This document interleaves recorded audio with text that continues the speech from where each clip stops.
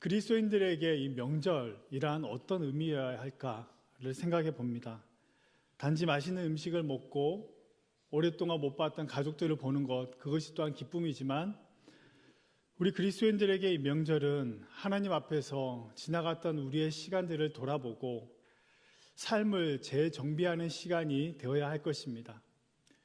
그런 의미에서 명절은 가족이 함께 모였을 때 우리의 과거와 현재와 미래가 함께 모여서 공존하는 시간이고 현재의 익숙함을 떠나는 이 시간이기도 합니다. 사실 우리가 머물러 있을 때는 잘 알지 못합니다. 그런데 떠나고 나면은 우리의 삶이 항상 그 내가 머물러 있는 것이 영원하지 않을 거라는 것을 그제서야 깨닫게 됩니다.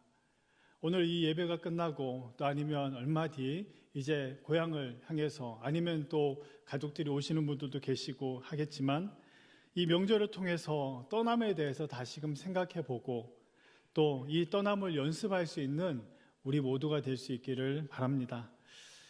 내가 있는 곳이 영원하지 않구나라는 것을 우리는 이 몇 주간의 시간을 통해서 느끼고 또 온몸으로 체험했습니다. 내가 이 땅은 잠시 머무는 세상이구나라는 것을 깨달았습니다. 이 명절의 기간은 우리가 영원히 떠나진 않지만 그러나 떠남이라는 것을 짧은 시간 동안 한번 경험해보고 느끼는 시간인 것이죠. 오늘 이러한 떠남이라는 것을 그의 삶 가운데 깊이 경험했던 한 인물이 나옵니다. 그의 이름은 바로 야곱입니다. 야곱. 오늘 본문은 창세기 34장과 35장에 걸쳐서 있는 내용입니다. 그리고 이 야곱이 지금 현재 머물고 있는 장소는 이 세겜이라는 곳입니다. 세겜, 우리에게 익숙하지 않은 땅입니다. 그런데 야곱에게 있어서 이 세겜이라는 것은 너무나 특별한 장소로 그에게는 있습니다. 얼마 전까지만 하더라도 그가 이 세겜에 머물기 전 어떤 사건이 있었냐면 그 형 에서와의 이 상봉으로 그는 굉장한 스트레스와 두려움과 염려에 휩싸여 있었습니다. 과연 내가 형을 다시금 만나면 내가 이 목숨을 제대로 추릴 수 있을까? 오랫동안 못 만났던 형인데 그가 어떤 반응을 할까에 대한 두려움이 그를 휘감고 있었을 때 정작 그를 만났을 때 그의 염려를 뛰어넘는 그가 염려했던 모든 것이 사실은 그냥 기우일 뿐이었다라는 것을 경험하는 그런 시간들을 보내고 이 야곱은 이제 두 다리를 쭉 펴고 이제 좀 삶을 이제 좀 제대로 살아갈 수 있겠다라는 그런 마음을 갖게 됩니다. 그리고 나서 그가 비로소 정착하게 되는 곳이 어디냐면 이곳 세겜입니다. 그런데 그가 이 세겜에 정착하지만 이 세겜이라는 곳은 금방 그에게 비극의 장소가 되고 맙니다. 야곱은 이 세겜에 정착했을 때 이 야곱이 세겜이라는 곳에 와서 그가 맨 먼저 했던 것이 무엇이냐면 세겜 사람, 그 하몰의 아들인 그 땅의 주장인 세겜에게 그 아들들에게 100크시타의 돈을 주고 그 얼마간의 땅을 밭을 삽니다. 그가 그 돈을 주고 밭을 산 이유는 명확합니다. 바로 그가 이 가나안 땅에 거류하기 위함이었습니다. 우리 창세기 33장 우리 19절의 말씀을 같이 한번 읽어보겠습니다. 시작. 그가 장막을 친 밭을 세겜의 아버지 하몰의 아들들의 손에서 100크시타에 샀으며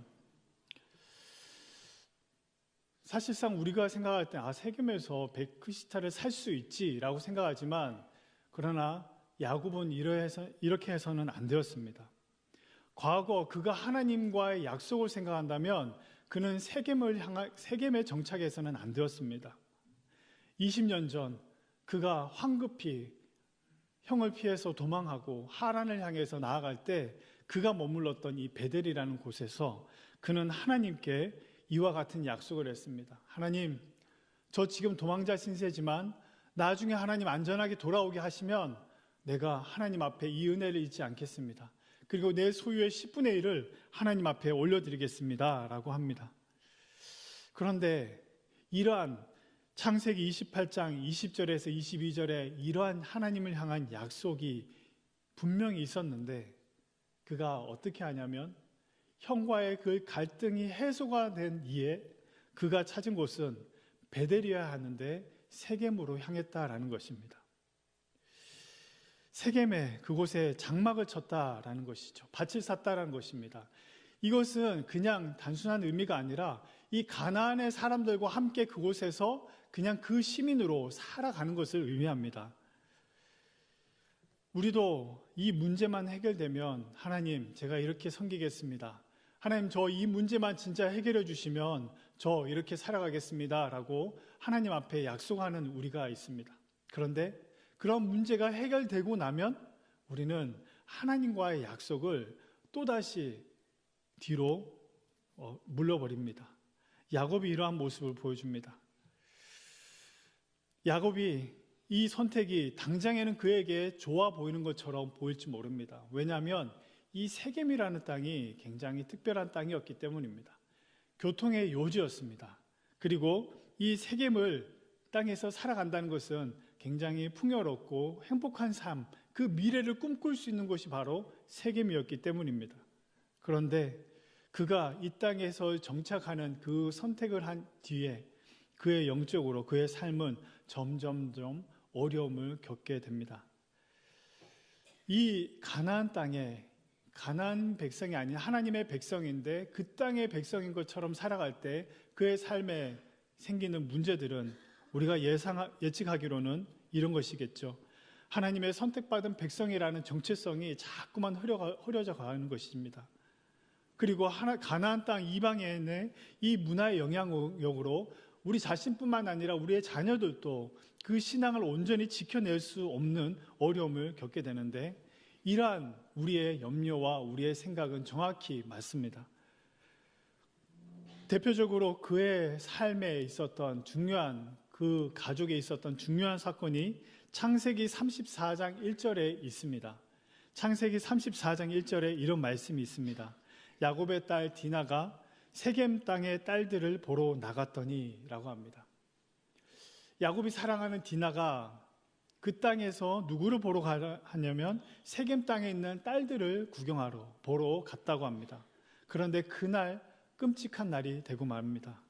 그곳에서 그녀가 경험한 것은 한 번도 들어도 보지 못하고 보지도 못했던 그의 인생의 가장 어두운 시간, 끔찍한 시간을 경험하게 되는데 바로 세겜의 족장인 이 세겜이 그 디나를 강간하고 만 것입니다.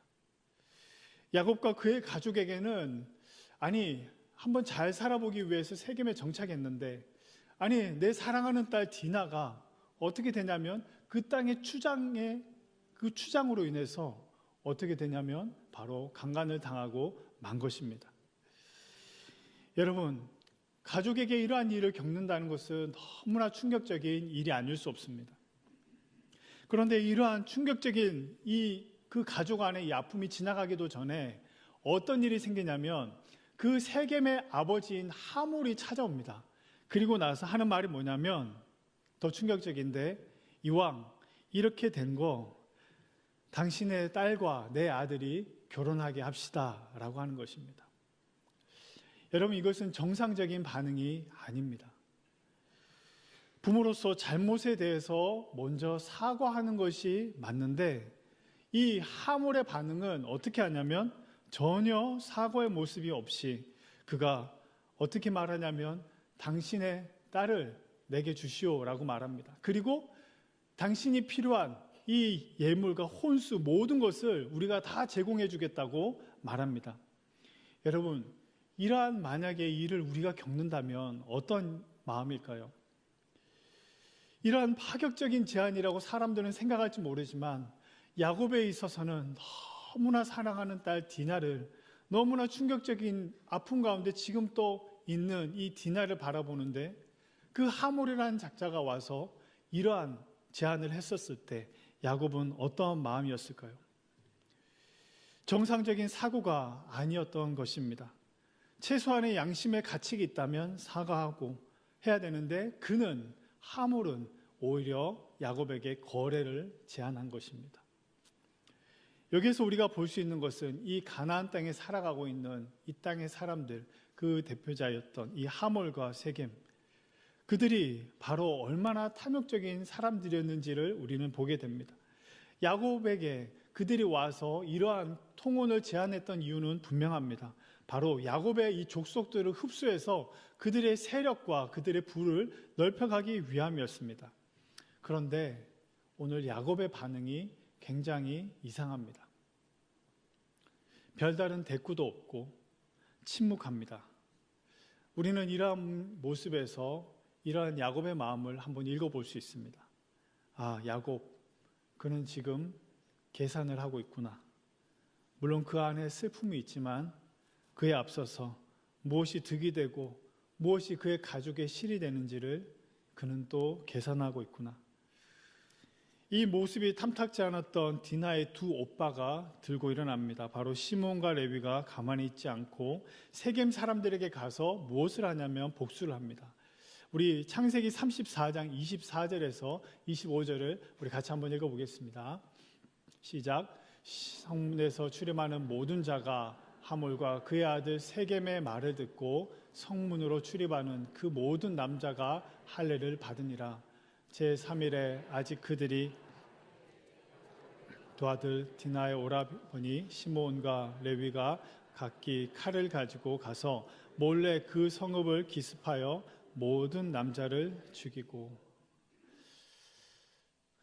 시몬과 레위가 취한 액션은 무엇이냐면 바로 세겜의 그 족장들이 살고 세겜 사람들이 살고 있는 그곳에 가서 당신과 우리가 이제 통혼하고 함께하기 위해서는 그 남자들이 모두 할례를 해야 된다라고 그는 거짓말을 한 것입니다. 그리고 할례를 하고 난 뒤에 어떻게 하냐면 칼로 모든 남자들을 죽여버린 것입니다.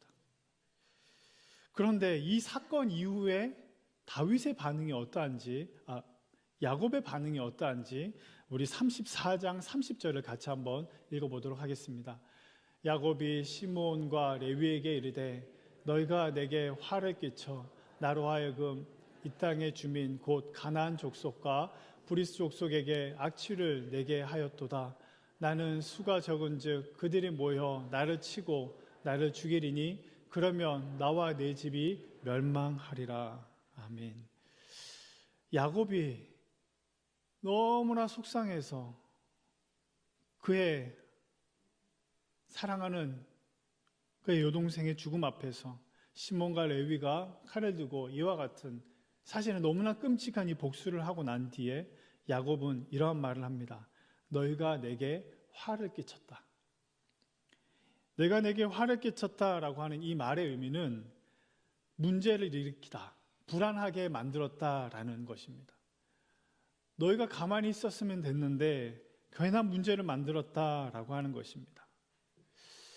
얼마 전까지만 하더라도 약복강에서 천사와 씨름하고 하나님 앞에서 그는 하나님의 놀라운 은혜를 경험했음에도 불구하고 또 인생의 위기와 어려움 앞에서 어떤 반응을 보이냐면은 오직 자신과 가족의 안정과 생존만을 생각하게 된 것입니다.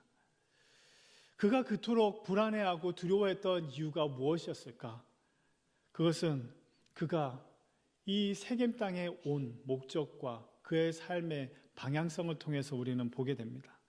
그것은 바로 그의 자신의 미래를 그 자신의 힘과 노력과 그 계획으로만 이루려고 했기 때문입니다.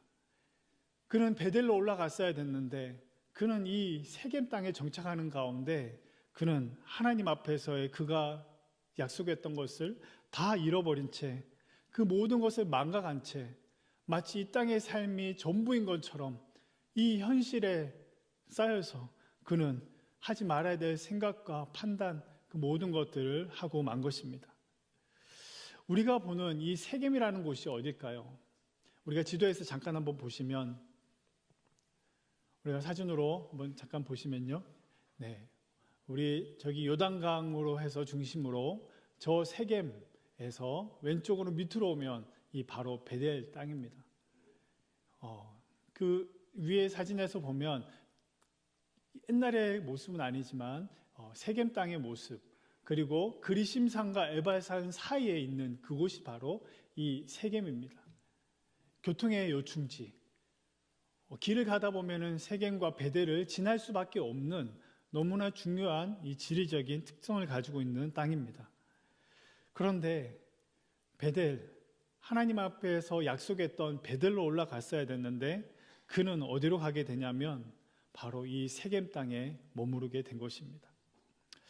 그런데 이와 같은 그의 선택으로 인해서 그의 사랑하는 딸도 너무나 흉측한 일을 경험하게 되고, 그리고 그의 두 아들들이 이 세겜 땅에서 정말 피해 복수를 행하고 나면서 그의 삶의 계획들이 다 무너져 버립니다. 야곱에게 있어서 그의 계획이 제대로 된 것이 하나도 없다라는 것을 그가 깨닫고 절망하고 있을 때 하나님께서 오늘 본문의 말씀을 통해서 찾아오십니다. 바로 야곱아, 일어나 베델로 올라가라. 야곱아, 일어나 베델로 올라가라. 바로 하나님께서 언제 이 말씀을 하셨냐면은 야곱이 시몬과 레위가 대학살 사건을 자행하고 나서 온 슬픔으로 그의 삶이 망연자실하고 있을 때 하나님께서 찾아와 오셔서 이와 같은 말씀을 하고 있는 것입니다. 여러분, 하나님께서는 야곱이 스스로의 힘으로 하나님을 찾을 수 있을 때 하나님께서 말씀하신 것이 아니라 그의 삶이 망연자실하고 있을 때, 하나님은 저 계획을 했는데 이렇게 계획이 엉망이 될 수 있습니까? 하나님, 내 삶을 제대로 한번 살아보려고 했는데 어떻게 내 삶이 이렇게 망가질 수 있습니까? 라고 하나님 앞에 정말 그냥 하나님도 아닌 마음에 정말 슬픔과 아픔으로 있을 때 하나님께서 찾아와 말씀하신 것입니다. 하나님께서 야곱에게 찾아오셔서 다시 말씀해 주신 것, 야곱이 뭔가 정신을 바짝 차렸을 때, 아니면 야곱 스스로의 힘으로 뭔가를 문제를 해결하고 있을 때 그에게 찾아온 것이, 그가 해결한 것이 아니라 오직 하나님께서 먼저 그의 삶에 찾아오셨다라는 것입니다. 여러분, 하나님의 은혜의 순간이 아닐 수 없습니다. 이 정도 되면, 야곱의 이러한 반응쯤 되면 웬만한 사람들이라면 야곱을 포기할 법도 한데 하나님께서는 야곱을 포기하지 아니하시고 야곱에게 찾아오십니다. 사실 살아가는 가운데 우리가 경험하게 되는 것, 그것은 우리의 힘으로 될 때도 있지만 우리의 힘으로 되지 않을 때가 너무나 많다라는 것입니다. 우리의 힘만으로 되지 않은 그 순간들을 지날 때 우리가 하나님을 찾아야 되는데 하나님을 또 찾지 않고 또 우리의 생각과 우리의 방법으로 나아가려고 할 때가 얼마나 많은지 모릅니다. 그런데 하나님께서 야곱에게 찾아오십니다. 바로 야곱에게 하나님께 찾아오셔서 야곱아, 너 다시 베델로 올라가라. 야곱아, 너 다시 베델로 올라가라. 하나님께서는 왜 야곱에게 너 베델로 올라가라 라고 말씀하셨을까요? 그것은 바로 야곱이 베델로 올라가서 오늘 말씀에서 보면 제단을 쌓을 것을 말씀하시는 겁니다. 바로 야곱이 그의 삶에 무너져 있는 이 예배를 하나님께서 다시금 세워라 라고 하시는 말씀을 하고 있는 것입니다.